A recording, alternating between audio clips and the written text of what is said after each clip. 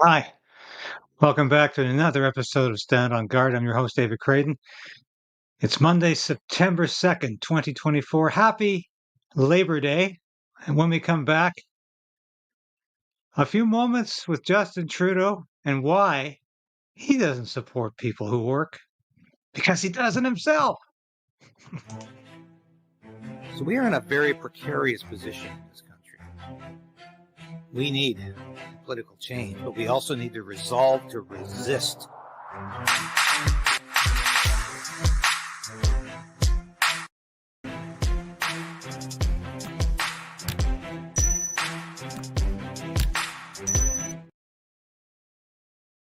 Yeah, it's Sasha the cat always demonstrated. Please like this broadcast, smash that like button, give us a thumbs up, subscribe if you haven't already, resubscribe if you must.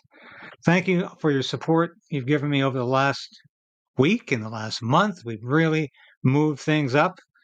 We're approaching that 30,000 subscriber number. Appreciate everything you've done to make that possible, to make that happen.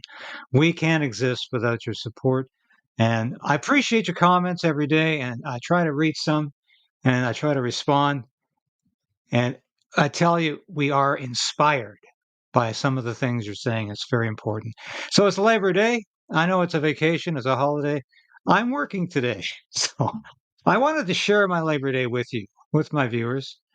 And let's have a little bit of fun today to look at what kind of a supporter of labor, and I don't mean necessarily organized labor. I mean, people who work for a living, ordinary Canadians, blue collar workers. Does Trudeau actually support people who are forced sometimes to have two jobs in this economy because they're not part of Trudeau's elite? I tell you, Trudeau doesn't have much time for them. And of course, Pierre Poilievre, Conservative Party leader, has been really trying to appeal to working class voters. That all began just before he ran for the Conservative Party leadership, just about the same time, actually, he was running, and he made a public stand in support of the Freedom Convoy. Now, these were blue collar workers, ordinary Canadians who were fed up with mandates, fed up being told what to do by this authoritarian Trudeau government. And it was still relatively controversial, shall we say, to stand with the Freedom Convoy because they were being labeled as just horrible, radical, misogynistic extremists by not just Justin Trudeau and his liberal cohorts, but by the mainstream media.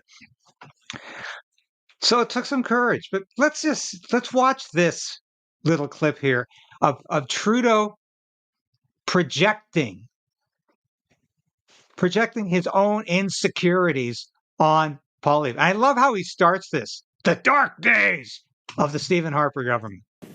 I don't need to remind you of the Harper years. You know that those were dark days, and you know that we can't afford to go back. Unfortunately, that's what Pierre Poilievre's Conservatives are proposing. And Mr. Poilievre likes to pretend he has the backs of workers, but I know you're not buying it. You know his record, and you know what he stands for, and more precisely, what he has stood for and stood against in all his 20 years as an MP. Poilievre and his colleagues passed Bill 377, a law that piled on the red tape to stifle unions and bury them in bureaucracy. Pierre Poilievre a voté pour... Okay, so these union people, these workers just don't trust Poilievre, do they? Let's have a look at actually how real people react to Justin Trudeau. Now, I showed this clip yesterday, just before I began my interview with Gord McGill of the Autonomous Truckers. Please watch that interview if you haven't. It's all about the Coots too, and how media has ignored these guys, totally ignored them. Watch the interview because YouTube completely sat on that yesterday, so nobody would watch it. But to hell with it. We're fighting back on that one. But watch this little clip here. I know you've probably seen it already. You saw it on my show yesterday. It's worth seeing again. This is how real workers feel about Trudeau. Find your spot. Just one of Well, we got donuts over here if you want to thank you for your hard work. I can bring some for my kids. Okay. The 25% tariffs we just brought in on Chinese steel is going to help you out. That's going to keep my job, Yeah, What about the 40% taxes I'm paying, and I don't have a doctor? The $400 million that we invested to invest in the electric car means you're going to have a job for I think you're only here for another year. We won't see you around probably another year. No, that's what elections are for. That's right. And I look forward to everyone exercising the right to vote. Yep. And the basic choice, we're going to invest in you and your jobs. I don't believe you for a second. I don't believe dental care. Do you know anyone who got dental care?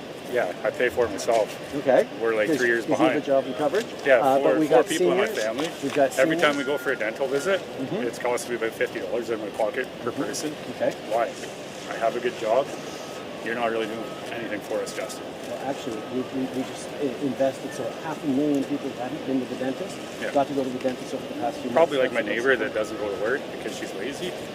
You know just what? doesn't go to work. She lives the same Most life I do. Canadians try to stick up for each other, and that's what we're going to keep doing. Yeah. Good luck and take care of your family, sir. No, I'm good. Thank you. All right. Have a nice day. Have a good day, sir. All right. The other guys got the donuts. They got the donuts. Excellent. So this Trudeau comes out with the talking points. Chinese tariffs. That's his latest, right? Going to save your job. Don't think so. How about the dental care? Yeah, what about the dental care? That's going to help you, isn't it? Not really, because my neighbor is more eligible and she doesn't go to work, and she's got the same standard of living as I do. So what are you doing? I don't think you're doing anything for us, Justin. And I wouldn't believe you for a second. That's how real working people feel about Justin Trudeau. So here's, Trudeau is up there projecting his insecurities on Pierre Poilievre, those dark days of Stephen Harper, and he's talking to a union crowd, and of course, they don't believe a word he's saying. They know he's a liar. They know he can't tell the truth to save his life. And what about these tariffs on steel and EVs? Remember when that was Pierre Poilievre's terrible idea? That was about 2 weeks ago. For the Prime Minister, last week, steel and aluminum CEOs and opposition leader Pierre Poilievre called for the federal government to match the U.S.'s tariffs on China. Why has Canada not moved on this yet? Well, first of all, it's a bit of a joke that Poilievre is suddenly talking about workers in the auto industry. He has said repeatedly that he wouldn't be making these investments in our auto industry. He wouldn't have invested. He'd be cutting our investments in EVs. Okay, so the question was about tariffs. And it's suddenly become a question about Poilievre not caring about the auto industry. And of course, what does Trudeau do a week later? Tariffs are wonderful things now. Tariffs are going to be used against Chinese steel and Chinese EVs after this was such a bad idea. In building an extraordinary EV supply chain in Canada, something that we've been doing as a government in partnership with the government of Ontario and others right across the country over the past 4 years in a deliberate strategy. Bring in Volkswagen, bring in Stellantis, invest in Honda, invest in the EV supply chain from mines to manufacturing and recycling. We have been there every step of the way, and the federal Conservatives continue to say they'd cut it all. So once again, this is a man who can't tell the truth to save his life. And just a week later, he's advocating tariffs. And no, it had nothing to do with Poilievre making that suggestion. Let's go back to this again, this speech before the union crowd, because it's just incredible what he accuses Poilievre of. Une loi qui a truqué le jeu à l'avantage des entreprises en obligeant les syndicats à divulguer leurs finances privées. And taking a page from the American far-right playbook, he's called for right-to-work laws. Laws which may have a nice-sounding name, but you know what they actually do. Starve unions of the resources you need to deliver higher wages and better protections in the workplace. That's what Poilievre thinks of unions. That's what he thinks of you. Mais ça, c'est du passé. Il dit que maintenant, il est aux côtés des travailleurs. Il affirme d'être un homme transformé. Ben, OK, regardons les faits. Qu'il s'agisse de soins dentaires, de repas gratuits à l'école, de l'assurance médicaments ou des services de garde, il a voté contre chacun de ces programmes qu'on a mis en place pour aider les travailleurs à mieux s'en sortir. Et si jamais il prend le pouvoir, il va les éliminer. Pierre Poilievre used you for photo ops to pretend he's a friend to working people. But the truth is... What did Trudeau do in Sault Ste. Marie? Used workers as photo ops, and one of them completely upended him. This is the reality that keeps striking Justin Trudeau. He's the one using workers for photo ops. Projection. It actually bit him in the ass on the weekend when there he is trying to give donuts away. Let them eat cake. Just give them some free donuts. That's all we have to give these people. I'm just so great. I'm saving their jobs. And one of them just takes them to task and says, "You're full of it. You don't speak any truth, and I don't trust you." But this man just never gets He's a phony. He thinks you're all suckers. But above all, he's scared of you. Like every conservative before him, he's scared of what workers can accomplish when they organize. He's scared because when workers organize, they demand better. They push to make government work for working people.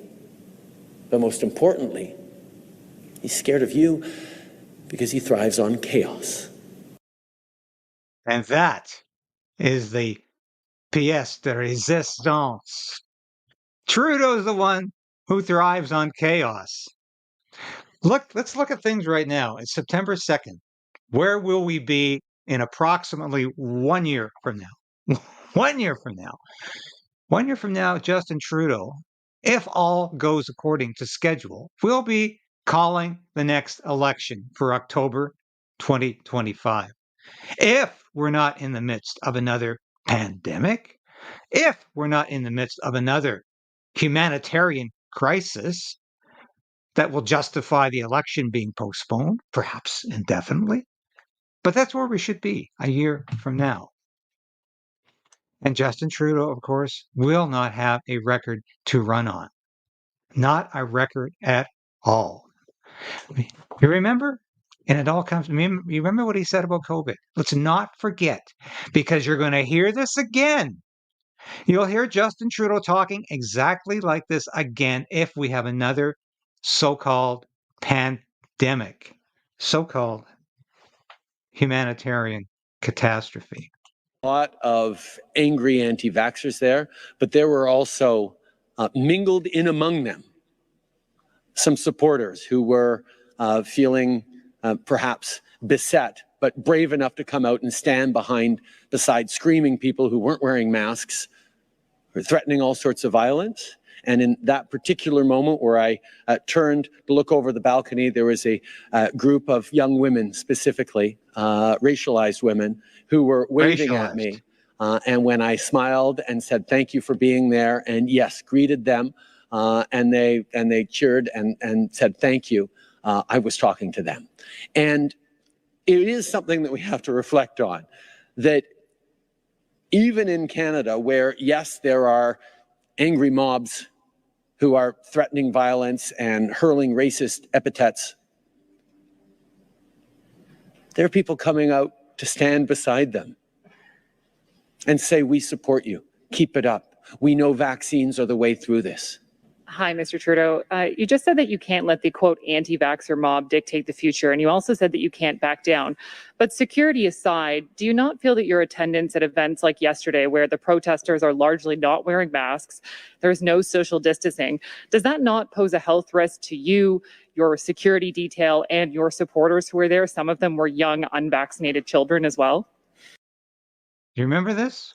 When the media was in his lap, in his pocket, the media couldn't say enough to reinforce everything Justin Trudeau said about the pandemic, about the vaccine, which we know was safe and effective. Yeah. Let's just ask around about how safe and effective. But of course, Justin Trudeau pushed that narrative from day one, and so did the mainstream media. All of it, social distancing, 6 feet, remember? And it had no basis in any science. And the masks, of course. Yes, we had the word mask everywhere. We couldn't go to the gym or church, but yeah, you could go to the liquor store. That was the science.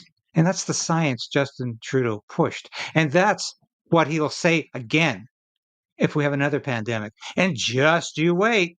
Can't have an election right now, folks. We're in the midst of it. And remember how Justin, you must recall, and I'm running out of time. I could play more of this, but it's the usual blather from Justin Trudeau. And there's always other blather. Now, we just had elections in Germany yesterday, and the so-called far right party emerged triumphant along with the conservative party in Germany. Now, the last time that happened in Europe, Trudeau was quick to say this is a bad thing because populism is evil. And he will undoubtedly say that again this week. We have seen around the world a rise of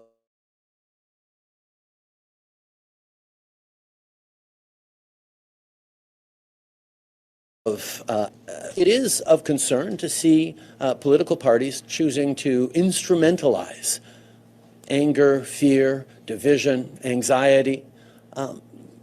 My approach has always been to respond to it, to understand it, and to look to solve it, to roll up our sleeves, work hard, and with ambition for this country and for our future. And I continue to be convinced that Canadians are thoughtful about the challenges we're facing and ready to see them solved, rather than just allow themselves to be have their anger amplified without any solutions offered. So he's all against division. It's these populist people who create division in society. He's all against that. He doesn't want people to be divided. Well, of course he does. That's how he remains triumphant. That's how he's won 3 elections now, by dividing Canadians on the basis of race, ethnicity, gender, and every other category he can come up with. He's the great divider. And he's the one who's going to go down in the next election, if we have one, to these horrible dark forces of populism that he misrepresents all the time. That he's the one who represents the dark forces of authoritarianism. But it's so convenient for Justin Trudeau to blame these populist parties. And the Conservative Party of Canada has become a populist party. It's more convenient to blame his political opponents for causing division than to recognize the division that Justin Trudeau himself has created intentionally in Canadian society, so he can continue to divide and conquer. That is the political game plan of Justin Trudeau and the Liberal Party. He will continue to try that as we move through this fall session of Parliament. And beware of what's coming up in this fall session of Parliament. Second reading of the Online Harms Act, Bill C-63, which is the most offensive assault on free speech in the world, certainly of any nation that calls itself democratic. It is dangerous and odious. One more little section here. Trudeau lying again. Conservative premiers across this country are misleading Canadians, are not telling the truth. 8 out of 10 families across the country in federal backstop jurisdictions make more money with the Canada carbon rebate than it costs with the price on pollution. So not only are we fighting climate change and reducing emissions, but we're putting more money back in the pockets of families, particularly in low and middle income families.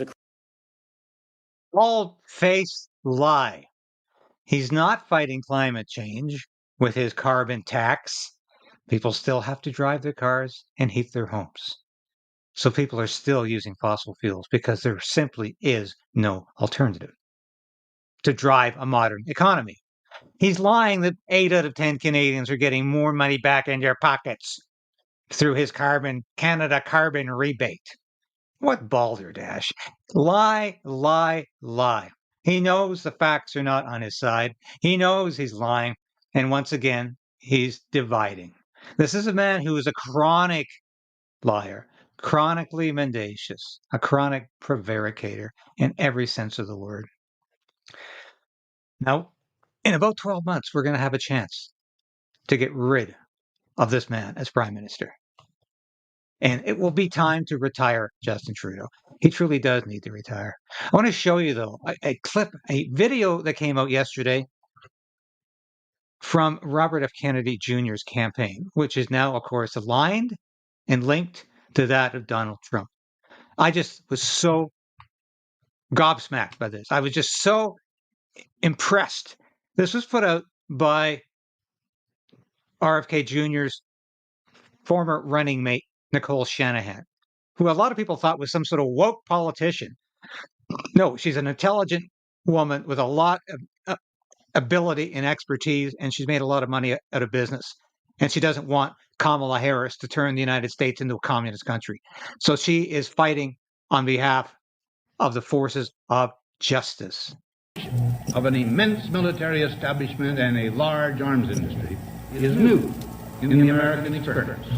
Yet we must not fail to comprehend its grave implications. We must guard against the acquisition of unwarranted influence, whether sought or unsought, by the military-industrial complex. Listen to the wind blow, watch the sun rise.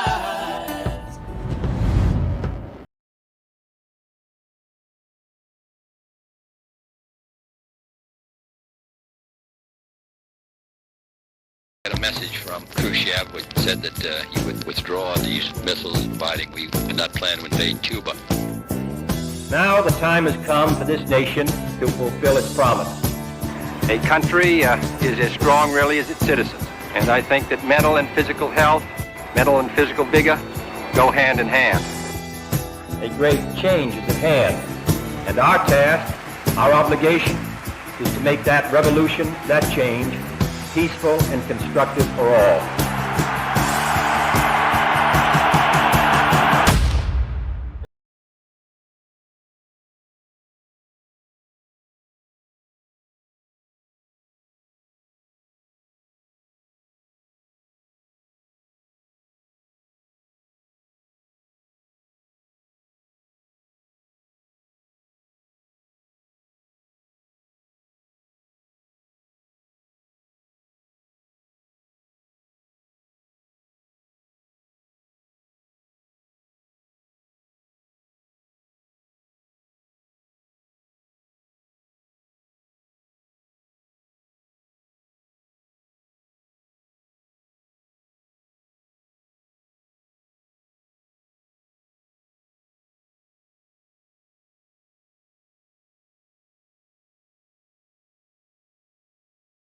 Thanks to all of you, and now it's on to Chicago, and let's win there. Senator Kennedy has been shot. Is that possible? Break the silence, damn the dark, damn the light.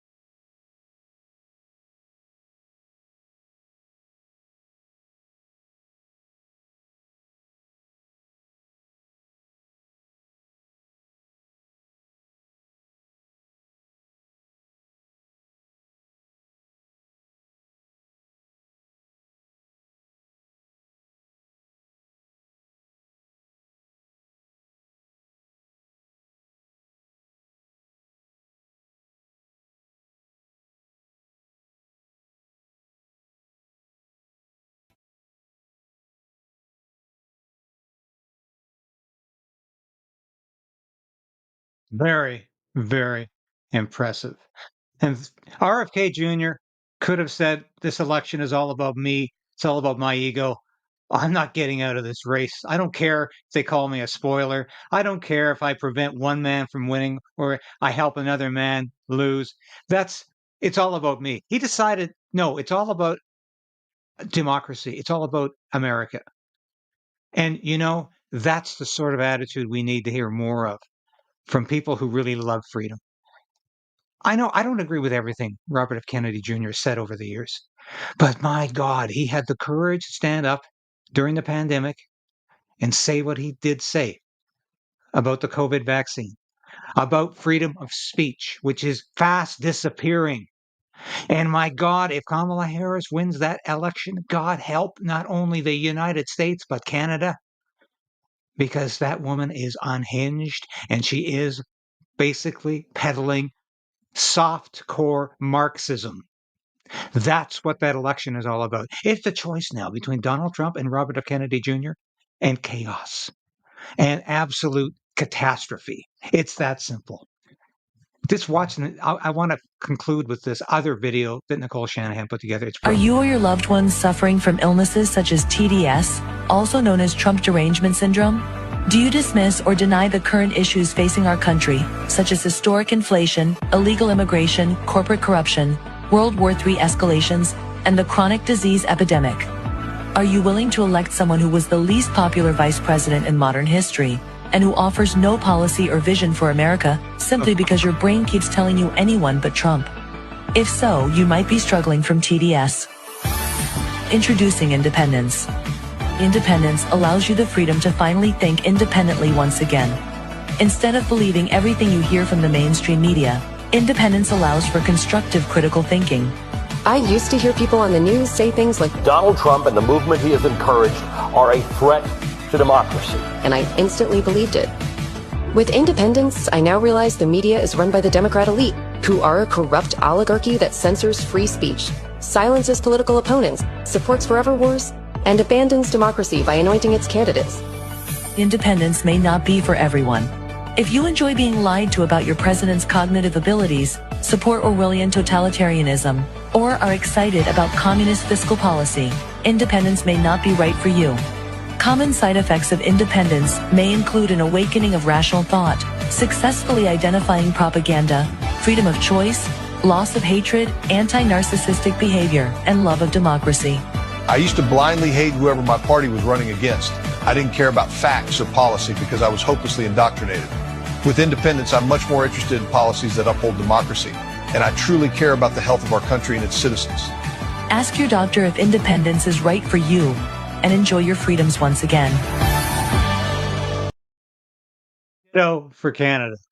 Ask yourself, can I think independently, or is Justin Trudeau telling me I have to believe everything he says, or else I'm an extremist, I'm a misogynist, I'm a racist, I'm everything bad because Justin Trudeau says so.